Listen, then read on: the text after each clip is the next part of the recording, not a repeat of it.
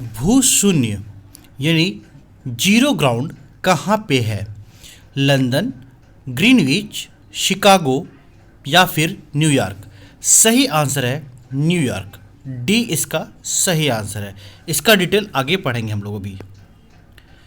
रंजीत सागर बांध किस नदी पर है? कौन सा बोल रहा है? रंजीत सागर। ये पंजाब में है।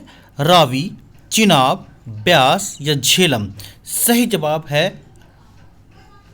Ravi. Hello friends, welcome back to quiz 247 GK series में। आज हम लोग डिस्कस करेंगे सेट नंबर 107। 106 सेट्स ऑलरेडी हो चुके हैं। उनका लिंक जो है प्लेलिस्ट का डिस्क्रिप्शन में दिया गया है। 25 क्वेश्चंस फिर से हम लोगों ने उठाया है जो एग्जाम में एक बार नहीं कई बार पूछे जा चुके हैं। आगामी सारी परीक्षाओं के लिए बहुत ही महत्वपूर्ण रहेगा। वीडियो के अंत तक बने रहिए। आते हैं क्वेश्चन नंबर 1 पर। पहला क्वेश्चन क्या है वो देखिए।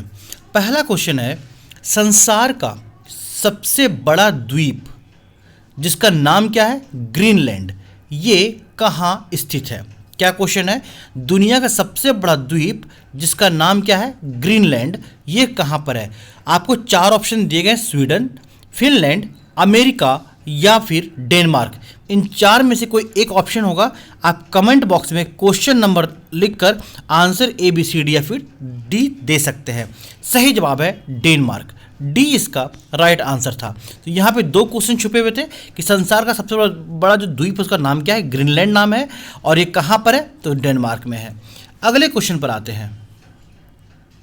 बीमर शब्द किस खेल से संबंधित है? कौन सा शब्द की बात कर रहा है? बीमर। ये शब्द जो है किस खेल से संबंधित है? टेनिस, क्रिकेट, फुटबॉल या फिर हॉकी? तो बीमर किससे संबंधित है? वो है क्रिकेट से। बी इसका राइट आंसर है। दोस्तों, हम लोग जो वीडियो लेके आते हैं सप्ताह के 4 दिन लेके आते हैं, वो होता है रविवार, सोमवार, बुधवार और शुक्रवार। आज बुधवार है, अगला वीडियो शुक्रवार को आएगा। हर वीडियो में 25-25 क्वेश्चंस आते हैं, यानी सप्ताह में टोटल हम लोग 100 क्वेश्चंस तैयार करते हैं जो एग्जामिनेशन में कई बार पूछा जा चुका है। वीडियो का टाइमिंग रात के 9:30 बजे रहता है, 9:30 पे रहता है। और सप्ताह में 100 क्वेश्चंस हम लोग लाते हैं। कुछ समझने को मिले, कुछ सीखने को मिले तो प्लीज़ लाइक जरूर कीजिएगा, वीडियो को अपना प्यार दीजिएगा। हम ऐसे वीडियोज़ लेके आते रहते हैं। सांडों की लड़ाई, जिसको इंग्लिश में बुल फाइटिंग बोलते हैं, बहुत फेमस है ये गेम, बुल फाइटिंग। तो सांड की जो लड़ाई होती है ये किस देश का राष्ट्रीय खेल है? नेशनल गेम है सांड की लड़ाई कराना। वो किस देश का? कई बार एग्जाम में पूछा जा चुका है। ऑप्शन है ग्रीस, फ्रांस, स्पेन और जर्मनी। और बच्चे को इसका जवाब पता है कि इसका जवाब क्या है? स्पेन। सी इसका सही जवाब था कि जो सांड की लड़ाई होती है ये स्पेन का राष्ट्रीय खेल है। दोस्तों, टेलीग्राम ग्रुप को जरूर ज्वाइन कीजिए जिसका नाम है क्विज 742। यहाँ पर आपको इस वीडियो का PDF विद आंसर मिल जाएगा। साथ ही वहाँ पे क्विजेज भी होते हैं जहाँ आपके क्वेश्चन का रिवीजन हो पाएगा और आपकी तैयारी अच्छी हो पाएगी। कोई क्वेश्चन में डाउट होगा तो आप हमसे सीधे बात कर सकते हैं। क्वेश्चन नंबर 4 की बात करते हैं। कांग्रेस की पहली महिला अध्यक्ष कौन थी? बहुत अच्छा क्वेश्चन है कि कांग्रेस की पहली महिला अध्यक्ष कौन थी? एनी बेसेंट, विजया लक्ष्मी पंडित, सुचिता कृपलानी या फिर सरोजनी नायडू? सही जवाब क्या होगा? तो कांग्रेस की पहले महिला अध्यक्ष थी एनी बेसेंट। ए इसका सही जवाब है। एनी बेसेंट पहली महिला अध्यक्ष थी। ठीक है, ए सही जवाब है। अगले क्वेश्चन पर आते हैं। भारत में बैंकों का पहली बार राष्ट्रीयकरण कब हुआ था?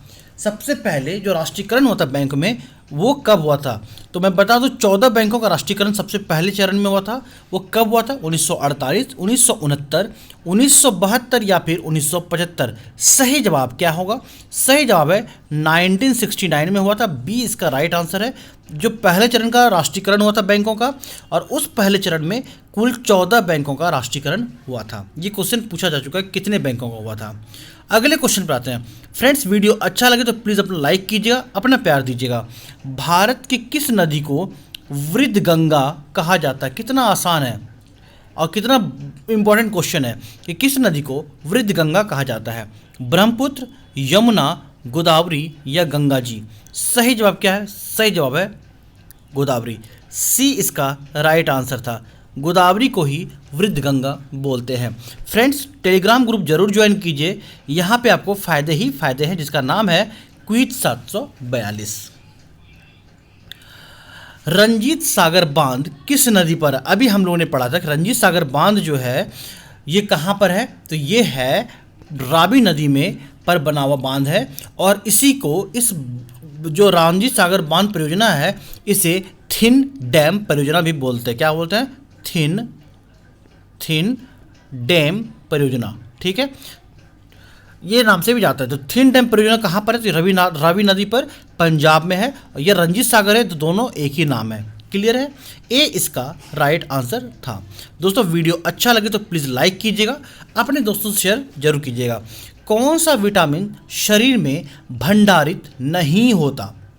इंपॉर्टेंट क्वेश्चन देखना है यहाँ पे कि कौन सा ऐसा विटामिन है जो कि हमारे शरीर में भंडारित यानी कहीं स्टोर नहीं होता, वो किसी न किसी भाग तरीके से जितनी बॉडी को ज़रूरत है उतना ऑब्जर्व करता है, रेस्ट वो आउट हो जाता है। विटामिन ए, सी, डी या फिर ई? सही जवाब क्या होगा? सही जवाब होगा विटामिन सी, यानी ऑप्शन नंबर बी इसका सही जवाब है। विटामिन सी जो है वो बॉडी में कहीं भी शरीर में भंडारित नहीं होता है। अगले क्वेश्चन पर आते हैं। ग्राउंड जीरो ग्राउंड या भू शून्य कहाँ पर है? देखो हुआ क्या था, जो कि 9/11 का केस आपने सुना होगा, जब वर्ल्ड ट्रेड सेंटर पर ओसामा बिन लादेन का नाम आया था कि अमेरिका के न्यूयॉर्क स्थित वर्ल्ड ट्रेड सेंटर पे हवाई हमला हुआ था। हवाई जहाज से 9/11 की घटना काफ़ी चर्चित रही थी, है ना। तो उसी जगह को अब जो है भू शून्य या फिर ग्राउंड जीरो कहा जाता है। तो न्यूयॉर्क इसका सही जवाब है कि ग्राउंड जीरो कहाँ पर है, तो न्यूयॉर्क में है। क्लियर हो गया? अगले क्वेश्चन पर आते हैं। चैत्य मंडप किस धर्म से संबंधित है? क्या बोल रहा है? चैत्य मंडप ये किस धर्म से संबंधित है? हिंदू धर्म, बौद्ध धर्म, यहूदी धर्म या फिर जैन धर्म? सही जवाब होगा बौद्ध धर्म का, इसका बी इसका राइट आंसर है। दोस्तों एक छोटा सा रिक्वेस्ट है, अगर आप चैनल पे नए हैं, वीडियो देखते हैं या फिर आपने अब तक सब्सक्राइब नहीं किया है तो चैनल को सब्सक्राइब कर लीजिएगा। साथ ही जो बेल आइकन घंटी बजेगा बगल में, उसको ऑल नोटिफिकेशन पे दबा दीजिएगा। हम ऐसी वीडियोज़ लेकर आते रहते हैं और आपकी तैयारी में हम कोशिश करेंगे जितना हो सके उतना मदद कर सकें। भारतीय संविधान में संवैधानिक उपचारों का अधिकार, ये मौलिक अधिकारों में से एक है। जो 6 मौलिक अधिकार दिए गए हैं हमें उस 6 में से एक अधिकार है संवैधानिक उपचारों का अधिकार, जो कि भाग 3 में आता है। किस में आता है? भाग 3 में आता है। तो वही कह रहा है कि भारतीय संविधान में जो 6 मौलिक अधिकार हैं उनमें से एक है संवैधानिक उपचारों का अधिकार। वो किस अनुच्छेद में है? अनुच्छेद 44, अनुच्छेद 42, अनुच्छेद 35 या फिर अनुच्छेद 32? सही जवाब है डी, दैट इज अनुच्छेद 32। डी इसका सही जवाब था कि भारतीय संविधान में संवैधानिक उपचारों का अधिकार जो है वो अनुच्छेद 32 में वर्णित है। अगले क्वेश्चन पर आते हैं। किस शहर में विश्व की प्रथम टेस्ट ट्यूब डॉल्फिन पैदा हुई थी? क्या कह रहा है? विश्व का सबसे पहला टेस्ट ट्यूब डॉल्फिन कहाँ पैदा हुआ था? मकाओ, बीजिंग, हांगकांग या बैंकॉक? ये 4 जगह दिया गया है, आपको बताना है क्या है कि कहाँ पर विश्व का प्रथम टेस्ट ट्यूब डॉल्फिन पैदा हुआ था। सही जवाब क्या होगा? सही जवाब हांगकांग हुआ, सी इसका राइट आंसर है। अगले क्वेश्चन पर आते हैं। भरतपुर पक्षी अभ्यारण्य किस राज्य में स्थित है? किसकी बात करें? भरतपुर। भरतपुर कहाँ पर? राजस्थान में, गुजरात, महाराष्ट्र या फिर हरियाणा? सही जवाब देगा राजस्थान को, ए इसका राइट आंसर है। साथ ही राजस्थान में 2 और फेमस राष्ट्रीय उद्यान नेशनल पार्क हैं, उसका नाम क्या क्या है? उसका नाम है रणथंभौर और दूसरा का नाम है सरिस्का। 2 नेशनल पार्क हैं जो काफ़ी फेमस है और एग्जाम में कई बार पूछा जा चुका है। अगले क्वेश्चन पर आते हैं। भारत के कितने राज्यों से कर्क रेखा गुजरती है? कितना इंपॉर्टेंट क्वेश्चन है कि कर्क रेखा जो गुजरती है, जैसे भारत का ये मैप है तो कह रहा है कि कितने राज्यों से गुजरती है कर्क रेखा, तो वो ऑप्शन जगह 5, 9, 4 और 8। तो सही जवाब क्या होगा? सही जवाब होगा 8, डी इसका राइट आंसर होगा। अच्छा, वो 8 राज्य कौन कौन से, इसको नोट डाउन कर लीजिएगा जहाँ से कर्क रेखा गुजरती है, क्योंकि क्वेश्चन ऐसा आता है कि कर्क रेखा के बारे में पूछ देगा, 4 ऑप्शन दे देगा या 5 ऑप्शन दे देगा, उनमें से 4 या 3 जो रहेंगे, एक को छोड़ के वो ऑप्शन रहेंगे जो इसी 8 में से हैं। ठीक है, इसी 8 में से एक ऑप्शन रहेंगे और एक ऑप्शन नहीं रहेंगे और आपको उसका जवाब देना है। तो कौन कौन ऐसे राज्य हैं जहाँ पे कर्क रेखा गुजरती है? तो वो गुजरात है, लिख लीजिएगा, गुजरात है, राजस्थान है, नोट डाउन कीजिएगा, ये क्वेश्चन आ चुका है एग्जाम में। मध्य प्रदेश है, गुजरात, राजस्थान, मध्य प्रदेश, छत्तीसगढ़ है, ठीक है, 4 हो गया।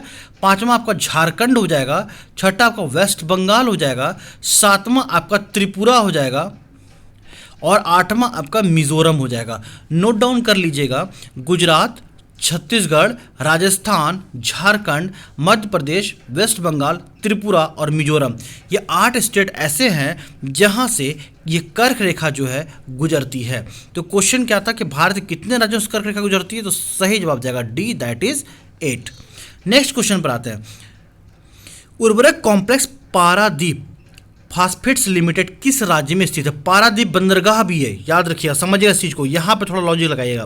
पारादीप जो है ये बंदरगाह भी है और वो कहाँ पर है? वो है उड़ीसा में। तो उर्वरक कॉम्प्लेक्स पारादीप फास्फेट लिमिटेड कहाँ पर है? तो सही जवाब क्या हो जाएगा? उड़ीसा, बी इसका सही जवाब है। अगले क्वेश्चन पर आते हैं।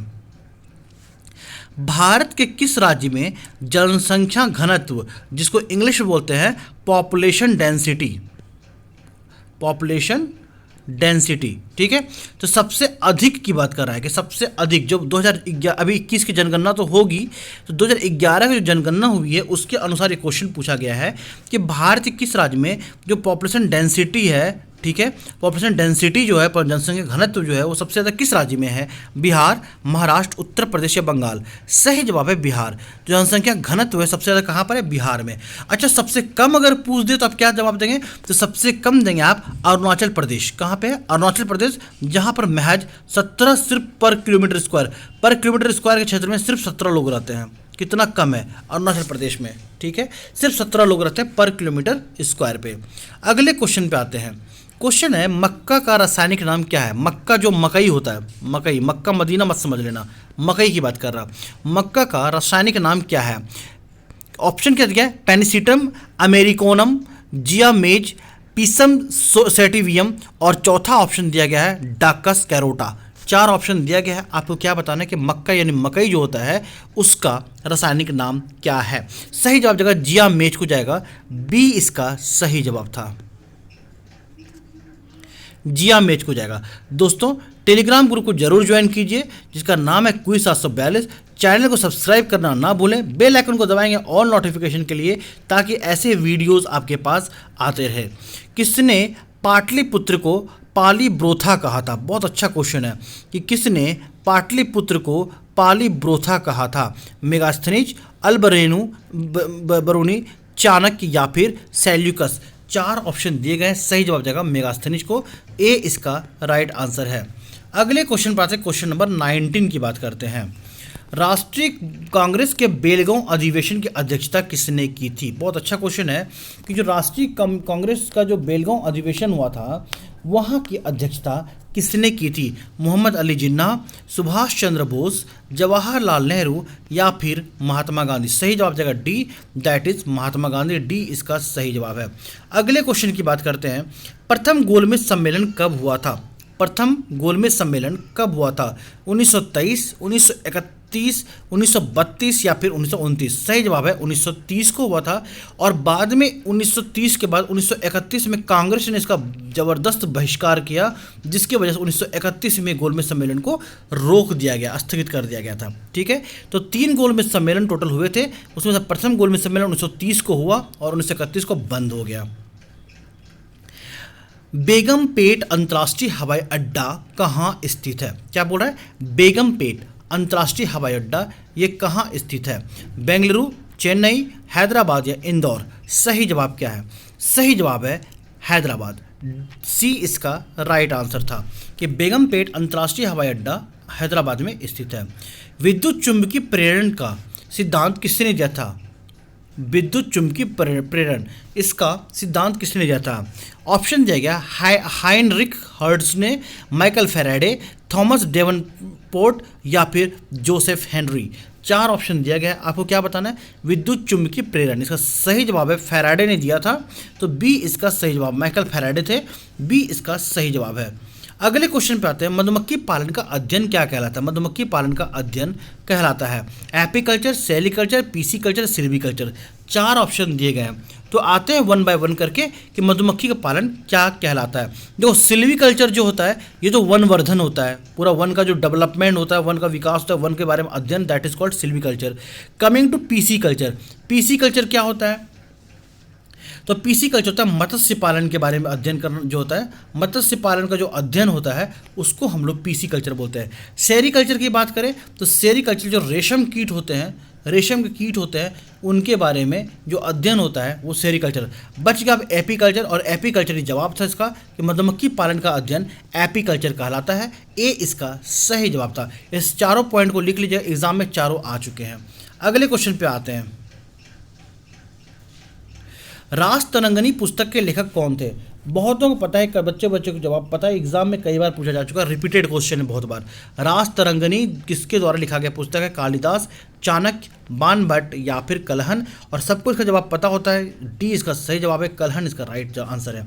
अगले क्वेश्चन पे आते हैं, आज की वीडियो आखिरी क्वेश्चन पे आते हैं, अंतरिक्ष का शहर किसका उपनाम है? अंतरिक्ष का शहर किसका उपनाम है? दिल्ली, कोलकाता, बेंगलुरु या फिर नागपुर। सही जवाब क्या होगा? तो अंतरिक्ष का शहर बेंगलुरु को बोलते हैं, सी सही जवाब है। अच्छा, बेंगलुरु का और दूसरा नाम क्या है? तो बेंगलुरु का दूसरा नाम है इलेक्ट्रॉनिक सिटी। इलेक्ट्रॉनिक सिटी के नाम से भी जानते हैं, पहली बात। दूसरा, सिलिकॉन वैली के नाम से भी जानते हैं, सिलिकॉन वैली लिख लीजिएगा, सिलिकॉन वैली के नाम से भी जानते हैं, 2 हो गया। तीसरा, स्पेस सिटी के नाम से भी जानते हैं, स्पेस सिटी के नाम से भी जानते हैं, लिख लीजिएगा। बेंगलुरु का उपनाम क्या क्या है? Electronic city, silicon valley, space city, 3 हो गया। चौथा हम बता रहे हैं, और आईटी कैपिटल के नाम से, आईटी मतलब इंफॉर्मेशन टेक्नोलॉजी बोलते हैं, एपी कैपिटल के नाम से भी जानते हैं बेंगलुरु को। पांचवा अगर बोला जाए तो गार्डन सिटी ऑफ इंडिया के नाम से बोलते हैं, गार्डन सिटी ऑफ इंडिया, ठीक है। और छठा की बात करें तो साइंस सिटी भी बोलते हैं, साइंस सिटी के नाम से भी बोलते हैं। इतने सारे उपनाम हैं बेंगलुरु के। तो सही जवाब क्या था? सी, दैट इज बेंगलुरु। अंतरिक्ष का शहर किसको बोलते हैं? तो बेंगलुरु को बोलते हैं। तो उम्मीद करता हूं दोस्तों आज का वीडियो आपको अच्छा लगा होगा। पूरे वीडियो देखने के लिए धन्यवाद। वीडियो को लाइक जरूर कीजिएगा, दोस्तों शेयर करना ना भूलिएगा। चैनल पर नए हैं तो सब्सक्राइब करके बेल आइकन दबाइएगा ऑल नोटिफिकेशन के लिए। ऐसे वीडियोस हम लेके आते रहते हैं। आज बुधवार, अगला वीडियो हम शुक्रवार को सेम टाइम रात के 9:30 बजे लेके आएंगे। फिर से 25 क्वेश्चन रहेगा, वो सेट नंबर रहेगा 108, ठीक है। तो आपकी सफलता हमारा लक्ष्य। इसी के साथ मिलते हैं अगले वीडियो को लेकर शुक्रवार को। तब तक के लिए बाय बाय, टेक केयर, सुरक्षित रहें, सावधान रहें। जय हिंद, जय जवान, जय किसान।